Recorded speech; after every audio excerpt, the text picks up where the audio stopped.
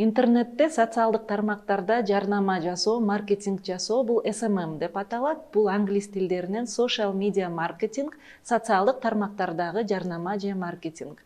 Социалдык тармактарда мисалы Facebook, Instagram, TikTok же Telegram же WhatsApp же Одноклассники.ру ошол жактарда өзүңүздүн товар же кызматыңыз тууралуу маалыматты таратуу, ал жактан подписчиктерди, сизди ээрчигендерди топтоо, алардын санын көбөйтүү, аларды дайыма комментарий жазып, пост жазып, алар менен бөлүшүп, сиздин постуңузду көбүрөөк адамга жеткирүүсү бул SMM деп аталат. Маркетингде SWOT анализ деген бар. SWOT анализ англис тилинин 4 сөзүнүн биринчи тамгаларынан келет. Биринчиси бул S. S бул сиздин товар же кызматыңыздын күчтүү жактары. Сиздин товар же кызматыңыз базардагы башка товар же кызматтардан же атааңдаштардын сунуштаган товар же кызматтарынан эмнеси менен айырмаланат? Кандай күчтүү жактары бар? Сапаты жакшыбы, баасы төмөнбү, же үйгө жеткирип берүү кызматыңыз барбы? Ушулардын баары күчтүү тарабыңызга кирет. Экинчи тамга бул W тамгасы. Бул сиздин күчсүз тараптарыңыз, алсыз тараптарыңыз, сиздин товар же кызматыңыздын кандай кемчиликтери бар, базардагы башка товарлардан эмнеси менен алсыз, сапаты начарбы, же үйгө жеткирип берүү кызматы жокпу, же рекламаңыз күчтүү эмеспи, же сиздин конкуренттериңиз, атааңдаштарыңыздын товарынын сапаты сизге караганда күчтүүбү. Ошондуктан сиздин алсыз жактарыңызды базарга кирерден мурун жакшы анализдеп билип алышыңыз керек. Үчүнчү тамга бул O тамгасы, бул мүмкүнчүлүктөр. Базарда сизге кандай мүмкүнчүлүктөр бар? Мисалы, ал жакта сиздин товарыңыз жаңы товардыр. Буга чейин сиздин товар же кызматка окшош башка товар кызматтар жоктур. Же сиздин товар же кызматыңызды жаңы клиенттер, жаңы кардарлар пайда болоттур. Же болбосо ал жакта башка мүмкүнчүлүктөрдөн жаңы базарларга чыкканга мүмкүнчүлүгү, жаңы экспорт башка өлкөгө, башка регионго сатканга, же жаңы дүкөн ачканга мүмкүнчүлүктөр бардыр. Ошондуктан бул базардагы мүмкүнчүлүктөрдү дайым анализ кылып турушуңуз керек. Төртүнчү тамга бул Т тамгасы. Бул коркунучтар, тобокелчиликтер. Мисалы, финансылык, экономикалык кризис, же пандемия, же жер титирөө, ушундай ар түрдүү коркунучтар болушу мүмкүн.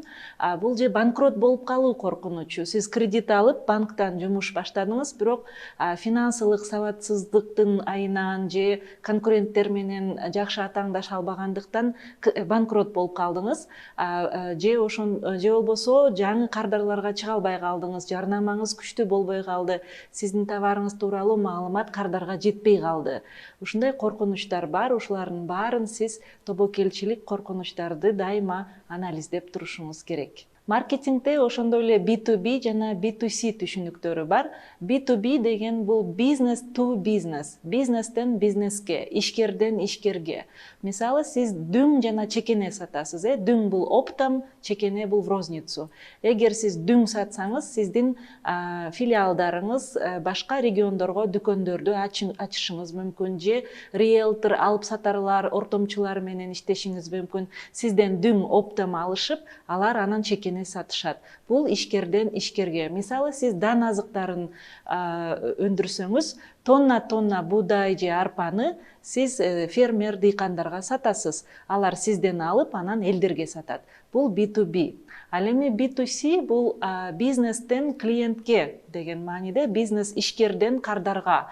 Сизден дүң эмес, чекене сатып алат. Килограммдап, 100 килограмм, 50 килограмм ушундай чекене сатып алат. Ал кадимки эле жараандар, адамдар, кардарлар, базардагы адамдар. Бул жакта сиз дүң эмес, чекене иштейсиз. Жана жарнамаңызды ишкерлерге, дыйкандарга, фермерлерге багыттабай, элдерге, жараандарга, кардарларга багыттайсыз. Аудитория бул сиздин кардарларыңыз, клиенттериңиз, керектөөчүлөрүңүз, сиздин товар же кызматты ала турган адамдар. Аудиториянын түз жана кыйыр түрү бар. Түз бул сиздин товар же кызматыңызды түздөн түз сатып алып, керектей турган, колдоно турган адамдар. Ал эми кыйыр сиздин түз аудиторияңызга тиешеси бар экинчи пландагы адамдар. Мисалы, сиз бөбөктөргө алма же өрүктөн жасалган шире же пюре сатып жатсаңыз, түз аудиторияңыз бөбөктөр сиздин товарыңызды алар алып колдонушат. Ал эми кыйыр аудитория алардын ата-энеси. Себеби товарыңызды бөбөктөр өздөрү сатып албайт, ата-энеси сатып алып берет.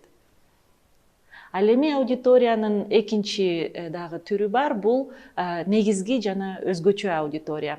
Негизги аудиторияңыз бул сиздин товар кызматыңызды ала турган аудитория. Мисалы, кара чай, кызыл чай, памыл чай деп коет. Бул чайды биздин Кыргызстандын жашоочуларынын 80% колдонот. Ал эми көк чай, жашыл чай же облепиха кошулган, чычырканактан жасалган чай же шиповниктен, ит мурундан жасалган чай, ар түрдүү фруктылар менен кошулган чайларды 20% ичет.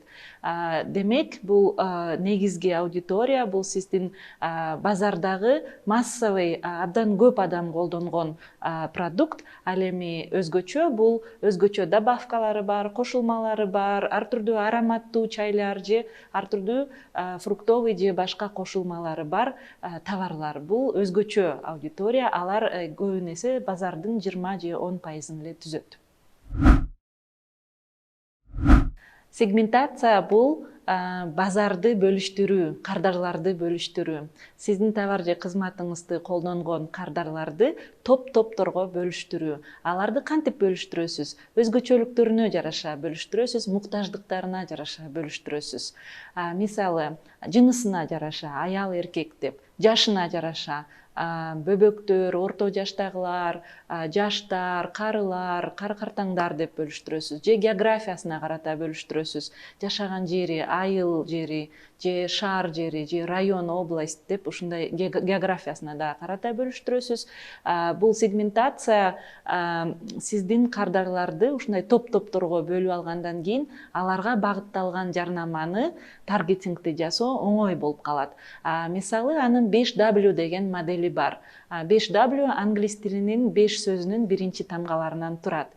Биринчи W бул what, эмне. Сиз базарга эмне сатасыз, кайсы товарды же кызматты алып чыгасыз жана кардарларга сунуштайсыз. Экинчи W бул who.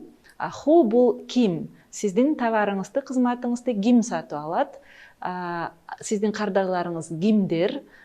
Бул who. Ал эми үчүнчү W бул why. Why бул эмне үчүн? Сиздин товар кызматыңызды кардарлар эмне үчүн сатып алыш керек? Алардын кайсы муктаждыктарын канааттандырат? Же алардын кайсы көйгөйүн чечет сиздин товарыңыз? Алардын жашоосун кантип жеңилдетет сиздин товар же кызматыңыз? Төртүнчү W бул when, качан. Сиздин товар же кызматыңызды кардар качан сатып алат? Мисалы, сезондор бар, жайында, кышында, күзүндө, же жазында, же болбосо бир жумада бир сатып алабы, бир айда бир сатып алабы, же бир жылда бирби? Же болбосо ал товарды тойлордо, үйлөнүү үлпөт тою же Куран окутуу, ушундай бир чоң бир иш-чараларда сатып алабы? Ошондуктан качан сатып аларын сиз билишиңиз керек. Акыркы W бул where, бул каерде. Кардар сиздин товарыңызды каерде сатып алат? Интернеттен сатып алабы, онлайн, же дүкөнүңүзгө келип сатып алабы, же үйүнө жеткирип бересизби түздөн түз? Же болбосо ал сиздин товарыңыз же кызматыңыз тууралуу чечим кабыл алуу, сатып алуу боюнча чечим кабыл алууну качан ал кабыл алат? Биринчи эле жарнамаңызды көрүп эле мага керектүү товар экен деп сразу сизге WhatsApp'ка чалып сразу алабы, бат эле? Же болбосо ойлонуп 2-3 күндөн кийин анан келип чалып анан алабы? Же дүкөнүңүзгө кирип, кийип көрүп, даамдап көрүп, кармап көрүп, товар менен жакындан таанышып, андан кийин кабыл алабы, чечим кабыл алуу? Бул каерде сатып алары тууралуу маалымат. Offer бул англис тилинен сунуш дегенди билдирет. Offer бул сиздин кардарларга сунуштаган ар түрдүү арзандатуулар, ар түрдүү конкурстар, ошондой эле өзгөчө белектер, бекер тараткан сиздин товар же кызматыңыздын бекер үлгүлөрү, ушул offer болуп эсептелет. Offer бул сиз белгилүү бир акция же арзандатуу жасап жатсаңыз, ал тууралуу маалыматты текст түрүндө жазасыз. ага сүрөт же видео кошосуз жана аны социалдык тармактарга чыгарасыз. Мисалы WhatsApp'тын историясына, Telegram каналга, Facebook баракчаңызга, Instagram баракчаңызга историясына чыгарасыз, карусель жасасаңыз болот. Бул социалдык тармактарда сиздин оффериңиз тууралуу маалыматты канчалык көп адам бөлүшсө, ошончолук жакшы. Алар бөлүшүшү үчүн ал сиздин чыгарган оффер тууралуу маалымат кызыктуу, пайдалуу жана артыкчылыкка ээ болуш керек. Мисалы, сиз пост жазгандан кийин ага комментарийлер жазып башташат. Канчалык көп комментарий жазылса, ошончолук көп сиздин жазган оффериңиз же постуңуз, кайрылууңуз Facebook'та же Instagram'да адамдарга көрүнөт. Ошондой эле оффер жазганда сөзсүз ачкыч сөздөрдү кошушуңуз керек. Мисалы, хэштег алма сатып атсаңыз, хэштег алма, хэштег өрүк, баткендин өрүгүн сатып атсаңыз, хэштег баткен, хэштег бул торчо, ушул ачкыч сөздөрдү кошсоңуз, адамдар сизди аны көбүрөөк табышат. Мисалы, Google'дан ачкыч сөз менен издегенде сиздин постуңуз чыгат. Ошондой эле сиз күнү түнү 7 күн 24 саат кардарлардын жазган комментарийине жооп жазып, лайк басып, бөлүшүп, сиз алар WhatsApp'ка сизге жазса жооп берип, сөзсүз сиз жооп бергенге даяр болушуңуз керек. Ошондо гана кардар сизге кандай маанилүү экенин, анын суроолоруна жооп берүү сиз үчүн кандай маанилүү экенин көрсөтөсүз.